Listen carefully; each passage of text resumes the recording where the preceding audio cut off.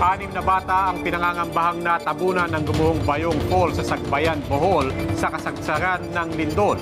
Pero hanggang ngayon hindi pa rin mahanap ang mga bata.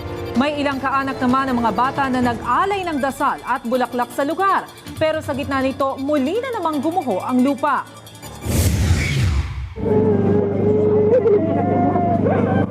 Sumabay sa agos ng Sagbayan Falls ang pag-iyak ng mga residenteng ito.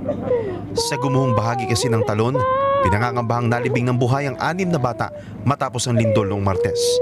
At kahit peligroso, binaba nila ang landslide area, bitbit ang alay na bulaklak at dasal na sana'y buhay pa ang mga bata. Ang ginang na ito namatayan na ng isang anak at apo noong lindol. Isa pa niyang apo ang kasama naman sa natabunan dito. Yung anak ko, nanghingi din siya ng tulong. Sana may makatulong sa amin, mga kilala niya. Pero saglit na pinutol ng mga pulis ang kanilang pagluluksa. Naging tong andito nga delikado daw, so di po siya daw tao, so pasakaon na natamang kung okay lang. Maya-maya pa, ito na ang naging eksena. Dinala ng gumuhong lupa ang isang malaking puno na bumagsak sa dig site. Buti umalis na tayo. Wala namang nasaktan sa insidente. Dahil sa mga aftershock, naglabasan ng mga bagong bitak sa itaas ng talon. At sa gitna ng paghahanap sa mga biktima ng landslide, isang kuweba ang nadiskubre sa ilalim ng talon.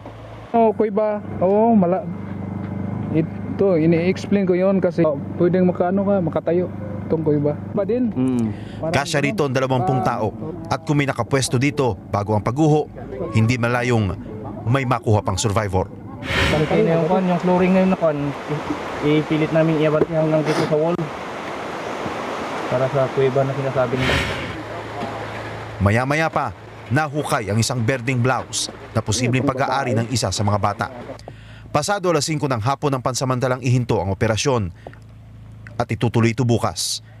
Sa munisipyo naman ng Sagbayan, dumating ang relief goods gaya ng pagkain at tubig mula sa iba't ibang bayang nagmalasakit. Pero hindi na naman naiwasan ng gulo at unahan.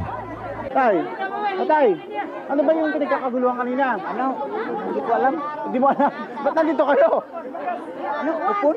Kupon? Kupon? Nakakuha ka ba na yun ng kupon? Ano ba yung pinimimigay? Ano ba yun? Para yun, bigay yun. Para pambigas ba? Pambigas, mga relief goods. Ang iba, hinimatay na dahil sa gitgitan. I cannot believe kung ganito ang mangyari. Grabe talaga. Hindi ko alam, maski ako kung ako mayor dito, hindi ko alam kung paano ibangon ko tong bayan na to. Feeling namin isang pamilya lang kami dito sa Bohol, kaya magtulungan talaga. Aminado mang di sasapat sa ngayon ng hawak nilang pagkain, labis pa rin na pasasalamat ng alkalde ng Sagbayan. Maraming salamat.